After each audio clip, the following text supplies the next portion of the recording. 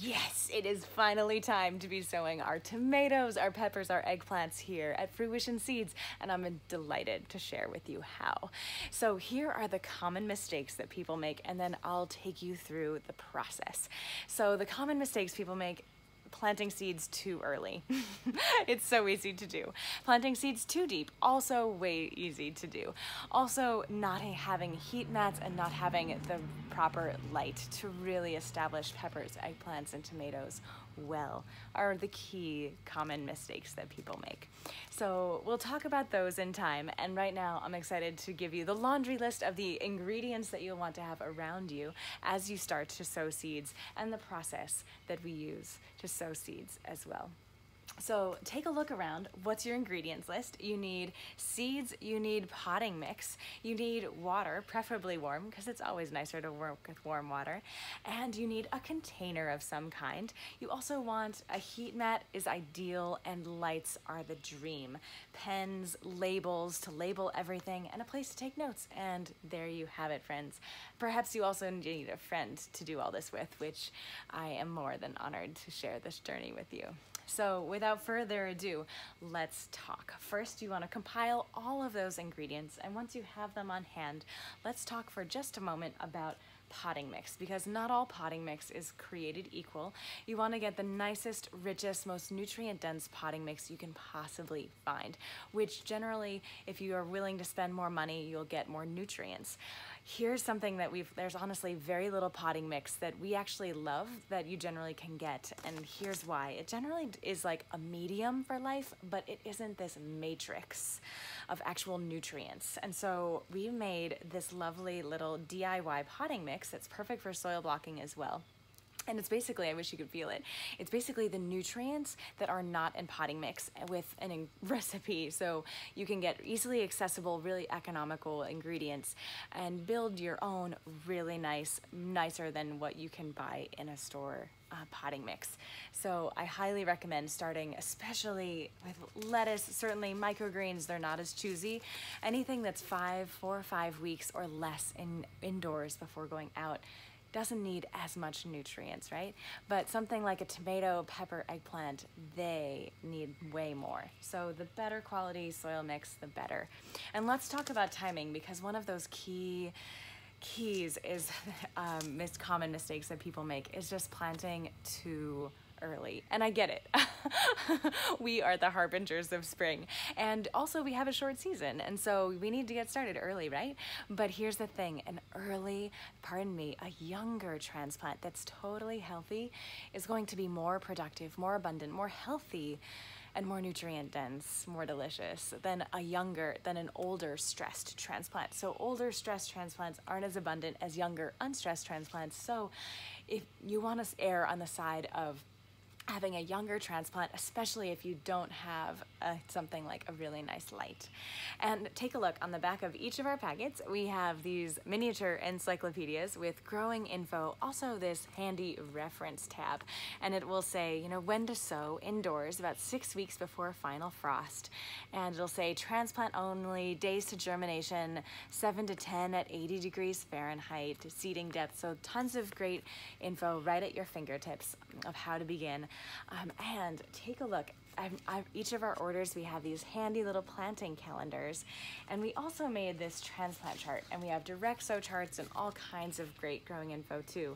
This is part of our Rise and Shine book, by the way, and it's a 40-page book that's an ebook for free on our website. If you want the whole bells and whistles, all the beautiful color photographs, we have them online too, the paper copies. And this transplanting chart is awesome, and it has tons of great info with even more depth. So definitely hop on in and check that out. So let's begin. I love personally to sow in soil blocks, and I'll share most about that. But certainly if you have 6 packs, great. Cell trays are also awesome. I never recommend. Check out our other info on egg cartons. They're great for eggs, not for sowing seeds. It's true. So I never recommend sowing into soil blocks. Into egg cartons. But my favorite is soil blocks. And we have these large ones which are really versatile, which we do almost everything in. except for the varieties that need extra heat to germinate and just take their time and could use more, are slow to germinate or need heat to germinate. That's when we have this mini blocker, and it's fabulous. It maximizes the heat mat surface area. So if you don't have a heat mat, you're really just having fun, but not amplifying, optimizing your time. Because you can get 50 of these in a standard tray of them large, but you can get over 200 of these minis in a tray. So you pack it full, and you want not all soil mix that works great and in these soil blockers. You want to get a soil mix that is high in either peat moss or coconut coir, something that can compress readily and still have plenty of pore space, plenty of air space for your rootlets. And so it breaks my heart because neither of those ingredients are particularly renewable. In fact, they're quite unrenewable, especially peat. But nonetheless, that is the strategy. So once you pop them out, and you can see, hi guys, they pop out and become these lovely, lovely little soil blocks. And you want to you want them to be compressed, but you want them to come out, you know, nice and beautifully. Oh my God, it's so satisfying. And yeah, they have just enough soil to germinate. And so you'll tuck that right on the bottom of your tray. And if they're a little bit on the crumbly side, simply put it right back in the soil, right? The most accommodating learning curve on the planet. And so now you have these lovely mini soil blocks, and they are going to germinate in a fraction of the time. And so that's really up when you put them right on your heat mat. They're a ½ inch above the heat mat, as opposed to these large soil blocks, they're 2 inches above the heat mat. So all of a sudden, you have the perfect way to germinate them quickly. So now open up your packet, and another thing that people do is often plant too densely. So we only put from 1 to 2 seeds, sometimes 3 if 3 land in on the soil blocker. But we go for 2 because we're selecting seeds for the next generation. And so 2, we need to thin down to 1, but then we get to select for that strongest one. But honestly, if you've got high quality germinating seeds, which Fruition seeds, if they germinate less than 90%, we don't put them in packets. We want you to have tons of success. The national germination average, by the way, is 65%, and most big companies will just dial in that 65% and literally be selling you that germination rate, because that's how they make more money and can put more seed in each pack, but have less seed in each pack and charge less. So yeah, we put 2 seeds in each. You don't want to put any more than that if you have high quality fresh seed. And tomato seeds generally last 3 to 5 years, even longer, even on your kitchen counter, in your kitchen cupboard. So now that I have them, 2 in each, and you'll see there's these little dimples, tiny little dimples in the top of each soil blocker. And even if you're sewing into 6 packs, just make the tiniest little depression with your finger in the top, and then sew into that. And then we'll put a tiny touch of soil over each one and pressing it down ever so slightly. That soil seed contact makes all the difference, right? You want to have that soil seed contact because then the moisture is there and the nutrients are there.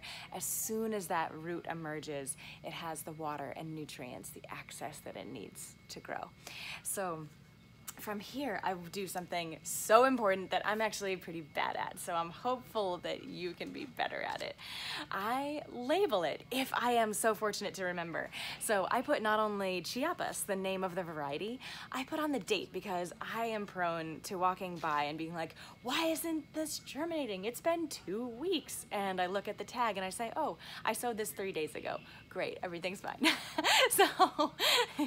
So label and check out this handy little marker. They are Sharpies in this world. They're also oil-based extreme Sharpies. The oil base all of a sudden will last months, even in your certainly greenhouse, certainly garden. So oil-based Sharpies make all the difference. So I'm going to just tuck this in as a little lovely label, and you can tuck it in any particular configuration, but labeling is so important, and then taking notes is so important. And we made, in case you didn't already see, this across the seasons perpetual calendar that we are loving taking notes on. And take a look. Here's April, and this is the first week of April, by the way. Happy April, happy spring. And so perpetual calendars have dates, but not days of the week. Instead, they have years. And so you can see here's 2020, and here's what we're sowing. And so we can be tracking what we're sowing when, all those little details. I also put on the Eastern Phoebe returned, and amphibian eggs are in the pond, and all those little fun details as well. And in the back, we also have this whole section, let's dig in, so that by crop you can be saying, like, here's tomato, and here's the variety name, seed source, when we sowed it, how we sowed it, when we planted it out, and all these other details and space for notes, so that yes, it's invaluable to be looking through this calendar across the seasons for all of those emergent patterns, but it's really nice to have them all concentrate, a section that has a bunch of notes all concentrated by variety type. So be sure that you're taking notes, and I always wish I took more notes, it's true. And yeah, from here, I want to talk about light as well. So I'll tuck these on the heat mat so they're nice and cozy. 80 degrees is the optimum germinating temperature for your little guys. And the closer to the heat mat they can be, the quicker they will germinate. And yeah, then light, we're fortunate to have a greenhouse here, but basically if you don't have a greenhouse, you want to have a really nice light. Like, we have these full spectrum LED lights that we share, and they're amazing. Our friend Vic makes them. They're so awesome. But if you don't have a really great a light, then be really honest with yourself, and even hold off planting your tomatoes till mid-April. And it seems late, and it is a tiny bit late, but remember, we want younger plants that are less stressed going into our gardens compared to older plants that are stressed going into our gardens. And so, a plant that is straight up is not stressed for light. If they're leaning even a little bit, they're stressed for light. And our goal for every transplant is to have it be as short and as stout as possible.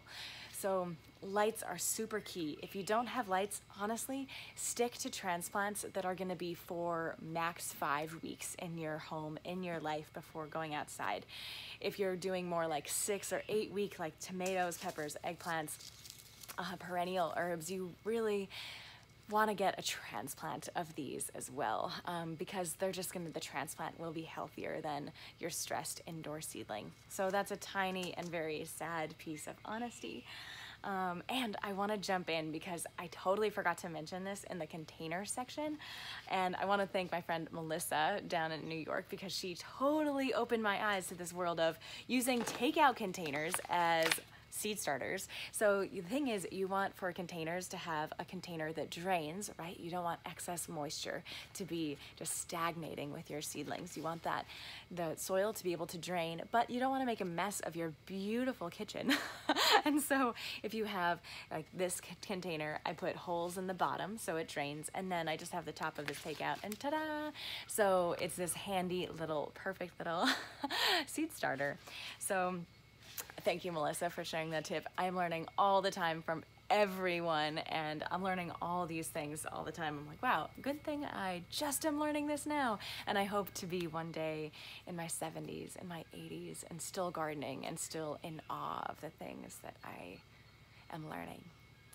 So yes, there's so much more to share, and I will share so much more about thinning, about potting up, about transplanting as the season goes on.